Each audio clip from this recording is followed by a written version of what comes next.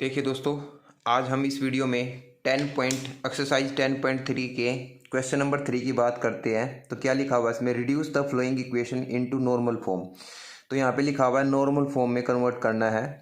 Find there perpendicular distance, मतलब P निकालना है। अगर आपने मेरा फार्मूला वाला वीडियो देखा होगा तो उसमें बताया गया कि परपेंडिकुलर डिस्टेंस को किससे डिनोट किया जाता है, पी से, from the origin and angle between perpendicular and the positive x axis, वो एंगल निकालना है। ठीक है, तो ये ऐसा होता है मेरे भाई। देखिए, ये अगर कोई आपकी एक्स एक्सिस है, ये आपकी एक्सिस है और यहाँ पे एक इक्वेशन है, यहाँ पे एक इक्वेशन है।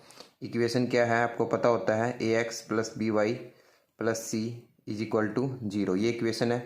और यहाँ से इसकी परपेंडिकुलर डिस्टेंस, ये वाली डिस्टेंस निकालने के लिए बोल रहा है फ्रॉम ओरिजिन, ये वाली डिस्टेंस निकालना है। और इसकी वैल्यू निकालनी है किसकी, ओमेगा की, ओमेगा एंगल की। तो ये चीज़ आपको निकालनी है और आपको इक्वेशन दे रखी है ये। तो सबसे पहले क्या दिया है आपको, नॉर्मल फॉर्म निकालनी है। तो नॉर्मल फॉर्म मैं आपको बता चुका हूँ वीडियो वाले में, cos x cos omega plus y sine omega is equal to p होता है। ठीक है, तो कोई भी स्टैंडर्ड इक्वेशन होती है उसमें क्या होता है, आपका a x plus b y plus c होता है। तो सी, ये इक्वेशन को इस जैसा बनाने के लिए, ठीक है, इस जैसा बनाने के लिए x cos omega plus y sine omega is equal to p, ये नॉर्मल फॉर्म होती है। इस जैसे बनाने के लिए हम क्या करेंगे, ए एक्स प्लस बी वाई और सी को उधर ले जाएंगे, सी को उधर ले जाएंगे, सी को उधर ले गए तो किसका होगा, सी माइनस का, सी किसका होगा, माइनस का। तो यहाँ पे पी है, यहाँ पे सी है, बट ये बात याद रखना, जो वैल्यू होती है ना पी की, वो हमेशा ही पॉजिटिव होगी। पी की वैल्यू मतलब सी की वैल्यू हमेशा इस केस में पॉजिटिव लेनी है। अगर आप इसको पॉजिटिव बनाओगे तो ये किसका होगा, माइनस का, और ये भी किसका होगा, माइनस का, इज इक्वल टू कितना होगा, सी। ये बात आपको याद रखनी है, बहुत इंपॉर्टेंट नोट है, याद रखना है। ठीक है, तो ऐसे ही इस इक्वेशन को अगर हम ध्यान से देखते हैं तो क्या लिखा है, ठीक है, तो स्टैंडर्ड इक्वेशन को ऐसा बनाने के लिए क्या लिखते हैं हम, x minus root 3 y is equal to -8। तो माइनस से डिवाइड करना पड़ेगा क्योंकि जो ये वैल्यू है इधर पी, ये आपकी क्या होगी, ये जो वैल्यू आपकी पी की है ये हमेशा ही आपकी क्या होनी चाहिए, इस इक्वेशन को स्टैंडर्ड इक्वेशन बनाने के लिए आपको हमेशा वैल्यू किसके बराबर रखनी पड़ेगी, पॉजिटिव रखनी पड़ेगी। ठीक है, क्लियर। तो अब अगर आप ध्यान से देखते हो तो यहाँ पे अगर आप ध्यान से देखते हो तो हम यहाँ से वैल्यू निकाल सकते हैं किसकी, कोस ओमेगा की। Cos omega is equal to किसकी होता है, cos omega is equal to होता है माइनस के, यहाँ पे कितना है आपका प्लस माइनस ए अपॉन में under root a square plus b square होता है।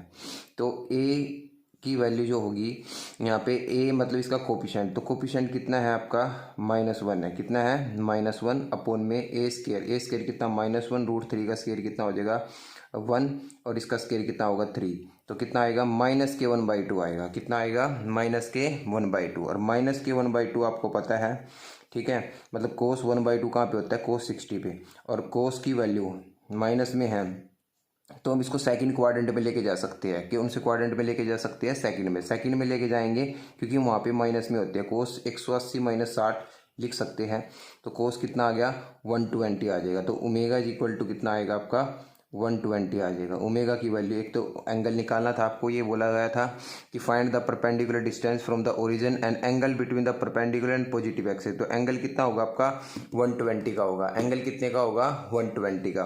और परपेंडिकुलर डिस्टेंस जो निकालेंगे हम, ठीक है, परपेंडिकुलर डिस्टेंस जो हम निकालते हैं, परपेंडिकुलर डिस्टेंस को हम कैसे निकालते हैं, याद रखना, जो भी आपका इस इक्वेशन में कांस्टेंट होगा, ये कि अगर आपको पी निकालना है, पी निकालने का फार्मूला क्या होगा, पी निकालने का फार्मूला होगा सी अपॉन में अंडर रूट 1 स्केयर और वही √3 का स्केयर, √3 का स्केयर। तो सी की वैल्यू कितनी है आपके पास, सी की वैल्यू है 8, ठीक है, ये कितना आ जाएगा 1, ये कितना आ जाएगा आपका 3, तो कितना आया 8/4, 8/4, 8/4, 4 का अंडर रूट कितना होगा, 4 का अंडर रूट कितना होगा 2, तो कितना आ जाएगा, परपेंडिकुलर डिस्टेंस कितनी आ जाएगी आपकी, 4 आ जाएगी। और एंगल कितना आ जाएगा आपका, ये आ जाएगा। एक तो इसने बताया था रिड्यूस द नॉर्मल फॉर्म, एक तो रिड्यूस द नॉर्मल फॉर्म बतानी थी, तो नॉर्मल फॉर्म हम लिख देंगे। कैसे लिखेंगे, नॉर्मल फॉर्म के लिए एक्स कोस ओमेगा, ओमेगा की वैल्यू कितनी है 120, वाई साइन ओमेगा ये भी कितना है 120, और इनटू में पी, पी कितना है आपका 4। तो ये आपकी नॉर्मल फॉर्म होगी, ये नॉर्मल फॉर्म होगी, और ये आपकी पी की वैल्यू होगी, और ये आपका एंगल हो गया पॉजिटिव एक्स एक्सिस के साथ आपका एंगल कितने का होगा 120 का, डिस्टेंस कितनी होगी 4 की, और ये नॉर्मल फॉर्म आपकी इक्वेशन होगी। तो इस तरीके से क्वेश्चन को सोल्व करना है। तो ऐसा ही एक क्वेश्चन है इसका सेकंड पार्ट में, देखते क्या दिया है। देखिए क्वेश्चन नंबर सेकंड में क्या दिया है, same as it is question कराया गया था। तो इस सबसे पहले इसकी नॉर्मल फॉर्म बनानी है। नॉर्मल फॉर्म ऐसे होती क्या है, x cos omega plus y sine omega is equal to p, is equal to p. तो इस इक्वेशन को ऐसा बनाने के लिए आप क्या करोगे, इस इक्वेशन को ऐसा बनाने के लिए हम क्या करेंगे, y और इज इक्वल टू कितना आएगा 2। तो जो इधर वाला कांस्टेंट होता है आपको याद रखना है, p के वैल्यू मतलब p के उसमें होता है, तो इसकी वैल्यू हमेशा ही पॉजिटिव होनी चाहिए, और ये पॉजिटिव है। तो यहाँ पे y इज इक्वल टू 2 आया, x तो है ही नहीं, तो x के साथ हम क्या लगा देते हैं, 0 लगा देते हैं। x के साथ क्या लगा लेंगे, 0 लगा लेंगे, ठीक है। तो सबसे पहले हमने एंगल निकालना होता है, सबसे पहले हमें एंगल निकालना है कोस ओमेगा, और कोस ओमेगा क्या होता है, कोस ओमेगा होता है प्लस माइनस 0, प्लस माइनस क्योंकि x का कोफिशिएंट, और अपॉन में ए स्केयर, ए स्केयर कितना है आपका, ए स्केयर कितना है 0 का स्केयर, और बी स्केयर क्या होता है, बी स्केयर होता है जो y का कोफिशिएंट है, तो y का स्केयर कितना है 0, अपॉन में 1 अंडर रूट 1 का कितना आएगा 1, तो 0 आ जाएगा, कितना आ जाएगा 0। और कोस ओमेगा 0 कहाँ पे होता है, सभी को पता है कोस ओमेगा 0 होता है कोस 90 पे, कहाँ पे होता है कोस 90 पे। तो ओमेगा की वैल्यू कितनी आ गई आपके पास 90 आ गई, ओमेगा इज इक्वल टू कितना आया 90, ठीक है। दूसरा क्या निकालना होता है, p निकालना होता है परपेंडिकुलर डिस्टेंस, वो क्या होता है c अपॉन में ए स्केयर प्लस बी स्केयर। तो c कितना है, c है आपका 2, ए स्केयर कितना है आपको पता ही है, ए स्केयर कितना है 0 है, ये कितना है 1 है, तो इसको फिर दोबारा सोल्व करेंगे कितना आएगा 1, तो परपेंडिकुलर डिस्टेंस कितनी आएगी 2 आएगी। तो आपको एक तो ये p निकालना था, एंगल निकालना था, और नॉर्मल फॉर्म लिखनी थी। तो नॉर्मल फॉर्म क्या होगा इस क्वेश्चन की, नॉर्मल फॉर्म कितनी होगी, नॉर्मल फॉर्म में हम कैसे लिखेंगे, एक्स कोस ओमेगा की वैल्यू कितनी है 90 plus y sine 90 is equal to 2, ये आपकी नॉर्मल फॉर्म होगी, ठीक है। तो इस तरीके से हम क्वेश्चन नंबर सेकंड को कर सकते हैं, इसका क्वेश्चन नंबर थर्ड का सेकंड पार्ट कर सकते हैं। तो थर्ड पार्ट देखते हैं क्या दिया है। देखिए थर्ड पार्ट में क्या दिया है, फिर से नॉर्मल फॉर्म बतानी है। तो नॉर्मल फॉर्म क्या होगा, x cos omega plus y sine omega is equal to p, ठीक है। सबसे पहले इस इक्वेशन को जैसा बनाने के लिए हम क्या करेंगे, जो कांस्टेंट है उसको उधर लेके जाएंगे, ऑलरेडी वहाँ पे है, और उस कांस्टेंट की वैल्यू क्या होनी चाहिए पॉजिटिव, वो भी ऑलरेडी है, ठीक है। फिर हम निकालते हैं कोस ओमेगा। तो कोस ओमेगा क्या होता है आपको पता है, ए अपॉन में, ठीक है, ए स्केयर प्लस में बी स्केयर, ए स्केयर अपॉन में बी स्केयर प्लस माइनस ए स्केयर अपॉन में बी स्केयर। ए क्या होता है एक्स का कोफिशिएंट जो कितना है 1 है, ठीक है, ए स्केयर कितना है 1 है, बी स्केयर कितना है -1 है, तो प्लस -1 ये कितना आ जाएगा 2, तो ये प्लस में ही है तो इसलिए प्लस में 1/√2, 1/√2 कहाँ पे होता है आपको सभी को पता है, 1/√2 कहाँ पे होगा, 1/√2 होता है आपका कोस 45 पर। तो कोस से कोस खत्म, ओमेगा की वैल्यू कितनी आएगी आपके पास 45 आ जाएगी, ओमेगा की वैल्यू कितनी आएगी आपके पास 45 आ जाएगी, क्लियर। तो ओमेगा की वैल्यू कितनी हुई आपके पास 45 आ गई है। तो बट अगर आप ध्यान से देखते हैं, अगर आप ध्यान से देखोगे, बट इस केस में अगर आप ध्यान से देखते हो साइन ओमेगा भी निकालना पड़ेगा, क्योंकि दोनों केस में, पिछले वाले केस में भी आप देखते हो साइन ओमेगा कोस ओमेगा दोनों ही वैल्यू क्या थी सेम थी, इसलिए हमने उसमें ज़्यादा वो नहीं किया। तो बट इसमें ध्यान से देखते हैं, तो साइन ओमेगा जो होगा, साइन ओमेगा किसके इक्वल होगा, बी अपॉन में, फार्मूला मैंने आपको बताया था फार्मूले वाली वीडियो में, बी अपॉन में ए स्केयर प्लस में बी स्केयर।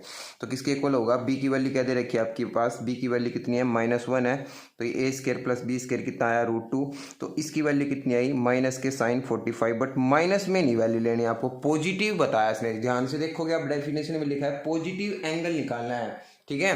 तो पॉजिटिव एंगल तो नहीं है ना ये, तो पॉजिटिव एंगल निकालने के लिए ये देखना पड़ेगा कि साइन कौन से क्वाड्रेंट में नेगेटिव होता है, फर्स्ट में पॉजिटिव, सेकंड में पॉजिटिव, और थर्ड में, और आपका कौन से में होता है फोर्थ में होता है। बट थर्ड में अगर लेंगे तो फिर कोस आपका नेगेटिव आ जाएगा, तो कोस नेगेटिव नहीं ले सकते क्योंकि कोस पॉजिटिव है साइन नेगेटिव है, तो इसलिए फोर्थ में जाना पड़ेगा। और फोर्थ में ले जाने के लिए हम क्या लिख सकते हैं इसको, साइन 360 माइनस के 45 लिख सकते हैं, और साइन 6 ये कितना हो जाएगा आपका 315 हो जाएगा। साइन कितना हो जाएगा 315। तो ओमेगा की वैल्यू आपको 315 लेना पड़ेगा, ये याद रखना पड़ेगा आपको। तो ये आपको टैली करना पड़ेगा। अगर किसी केस में, अगर आप पिछले क्वेश्चन को भी ध्यान से देखते हैं, उनके केस में भी ऐसा ही है। अगर एंगल सेम नहीं हुआ तो एंगल को सेम करना पड़ेगा अकॉर्डिंग टू क्वाड्रेंट, ठीक है। तो ओमेगा की वैल्यू कितनी है आपके पास 315 आई है, एंगल निकल चुका आपके पास। अब आपको परपेंडिकुलर डिस्टेंस निकालनी होगी, तो क्या फार्मूला होगा, सी स्क्वायर ए स्क्वायर प्लस में बी स्क्वायर। तो सी की वैल्यू कितनी है, सी की वैल्यू कितनी है आपके पास 4 है, और इसकी वैल्यू अभी आपने निकाली थी √2 है। तो इसको अगर आप सोल्व करोगे तो कितना आ जाएगा 2√2 आ जाएगी। पी की वैल्यू कितनी आई 2√2 आई, ठीक है। तो परपेंडिकुलर डिस्टेंस भी निकाल लिया आपने, एंगल भी निकाल चुके हो। अब आपकी नॉर्मल फॉर्म बचती है। तो नॉर्मल फॉर्म क्या होगी, एक्स, ठीक है, cos 315 plus y sine 315 is equal to p. P कितना आपका 2√2। तो ये नॉर्मल फॉर्म हो गई आपकी। तो इस तरीके से हम क्वेश्चन थर्ड को कर सकते हैं, जो नॉर्मल फॉर्म से रिलेटेड क्वेश्चन था। नेक्स्ट वीडियो में हम अगले क्वेश्चन की ओर बढ़ेंगे। धन्यवाद दोस्तों।